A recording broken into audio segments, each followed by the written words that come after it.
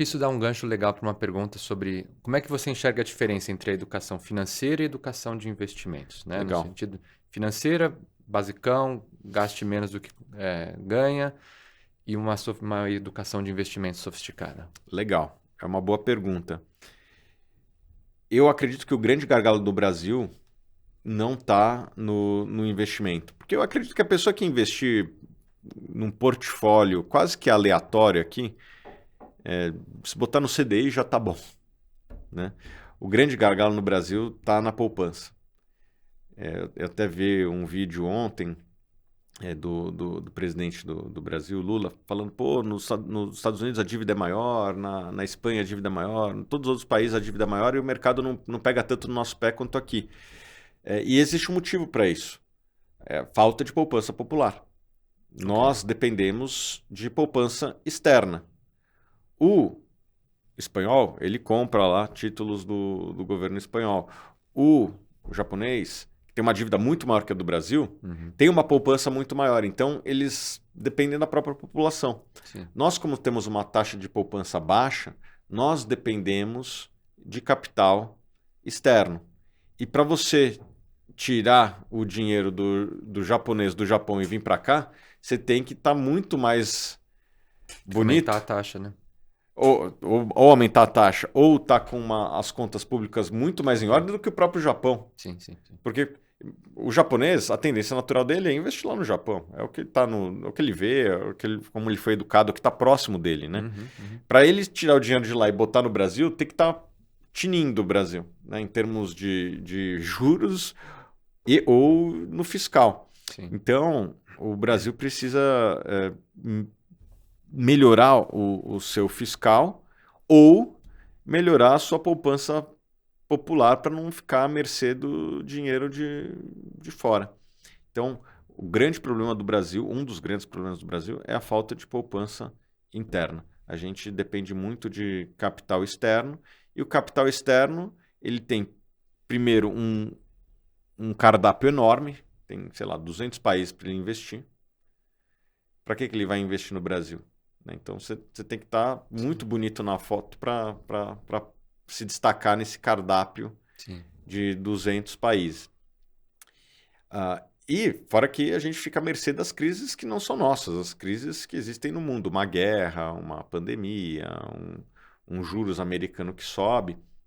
Então, eu acho que um dos grandes problemas do Brasil é a falta de poupança interna. Isso é a falta de educação financeira, um certo consumismo, né? A gente viu na pandemia, teve muito benefício sendo dado para a população. E quanto isso se transformou em poupança? Foi pouco, foi muito para consumo. E mesmo a poupança que nós temos, eu vi numa outra entrevista sua, se você pegasse, acho que é uma coisa de 1 trilhão, Tem né? 1 trilhão na poupança. Se pegasse essa grana, tirasse da poupança e colocasse no CDB, né? É um pré-sal inteiro. Por ano, né? Um petrolão. Petrolão. Assim, não se sabe o tamanho do petrolão, né? Tem umas estimativas aí, mas o que eu vi era algo próximo de 40, 50 bilhões de reais. E se esse dinheiro que está na poupança fosse para o Tesouro Direto, o que renderia mais aos brasileiros que aplicam na poupança é equivalente a esse petrolão, uns 40, 50, 60 bilhões de reais a mais por ano. Então, tem também dinheiro mal alocado, mas na minha concepção, o grande problema do Brasil está aqui em transformar o brasileiro num poupador. E alguém pode falar, o brasileiro ganha pouco, é difícil poupar. Isso é meia verdade. Por quê? Existem países de nível de renda semelhante ao Brasil que têm níveis de poupança muito maiores que o Brasil. Acho que o melhor exemplo é a China. A China é um país que 20 anos atrás, 30 anos atrás, tinha uma renda per capita muito inferior ao Brasil. Hoje até ultrapassou o Brasil, muito por conta de investimentos em infraestrutura, na indústria da China, que foi bancada majoritariamente por poupança interna. Né? O chinês, mesmo ganhando muito menos que o brasileiro, conseguia poupar muito dinheiro e esse dinheiro foi sendo aplicado na economia chinesa, em vários segmentos, o imobiliário, talvez tenha até uma bolha por conta disso, mas às vezes é preferível você ter uma bolha por excesso de poupança do que não ter essa poupança. E a infraestrutura da China foi muito bancada com o dinheiro dessa poupança interna. Alguém pode falar que o chinês ele foi forçado a ter poupança, porque não tem essa rede de benefícios de aposentadoria que tem no Brasil. Se você não poupar, você vai ficar na miséria lá na frente. Então, é meio que forçado, é uma poupança forçada. Talvez falte um pouco disso no Brasil, inclusive. Algo para a gente refletir. E uma coisa, então, isso traz muito forte a questão da cultura, né, que você está falando, né? E um outro ponto que eu ouvi você falar no passado, sobre um contraste entre a cultura do brasileiro, acho que do americano, sobre dividendos. A gente gosta do pinga-pinga. Sim. Né? Então, os FIIs estão aí para FIIs, Fiagro, então, Infra, estão aí para trazer esse conforto. Puxa, que legal, estou ganhando um pinga-pinga. Enquanto outros países podem olhar para o investimento como um total return, assim, né? Você vê a tiro, você vê um negócio de longo prazo. Como é que você enxerga essa questão cultural brasileira e a sua relação com o dividendo? Assim. Sim. É uma boa pergunta. E eu não acho que isso é necessariamente ruim, tá? Não acho que é necessariamente ruim. Acho que, inclusive, faz parte da realidade do Brasil. Lá fora, como teve muitas startups de sucesso, boa parte da riqueza dos Estados Unidos foi construída em empresas de alto crescimento, né? Facebook, Google, aquele filme do Facebook, ele é muito bom, porque mostra vários aspectos culturais, né? O brasileiro que está lá, ele bota dinheiro em startup, né? Bota 2, 3 mil dólares, talvez nem soubesse o que estava fazendo, mas deu certo. E no Brasil não tem muito isso, né? Porque os juros no Brasil acho que é tão alto, falta talvez capacidade de engenharia mesmo, engenheiros para a gente ter startups vencedoras como lá fora, que os setores que nós temos no Brasil são setores que nos Estados Unidos são considerados tradicionais. Então, commodity, setor financeiro, imóveis. Então, o brasileiro, por não ter esse cardápio das startups e pelos juros estruturalmente serem bem mais altos do que lá fora, ele acabou sendo um investidor de setores tradicionais.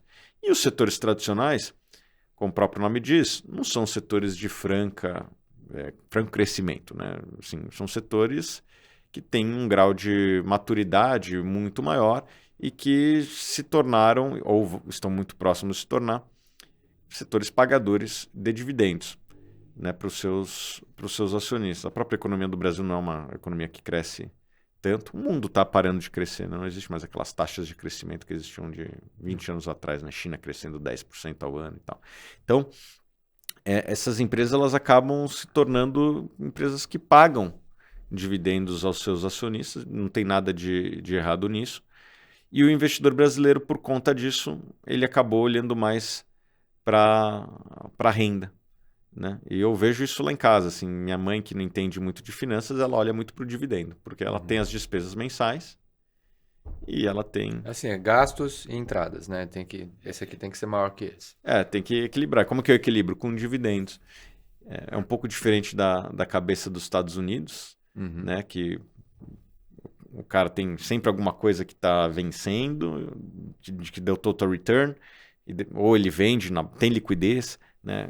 O Brasil, como tem muitas janelas boas e ruins, você não pode ficar dependendo de vender ativo para pagar suas despesas, porque a janela pode estar muito ruim. Então é importante que você tenha um negócio que pague um dividendo, que nessas janelas ruins, talvez um pouco como a gente está vivendo hoje, você tenha uma renda para lá na frente, para poder esperar quando tiver melhor o mercado, né? Tá. Essa análise aí, longo prazo, curto prazo que você está falando, me traz à tona a questão do investidor, velho investor, né? Uma coisa de longo prazo, e um especulador, assim. Especulação dá até para entrar no mérito da máquina, que a gente falou, high frequency, etc. Como que você acha que essas duas formas de investimento se complementam?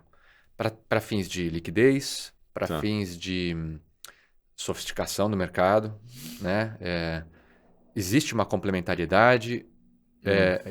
Uma vez, eu até anotei um negócio que você falou, que o que diferencia era o prazo e a intenção, né? Mas queria talvez explorar isso um pouco mais a fundo.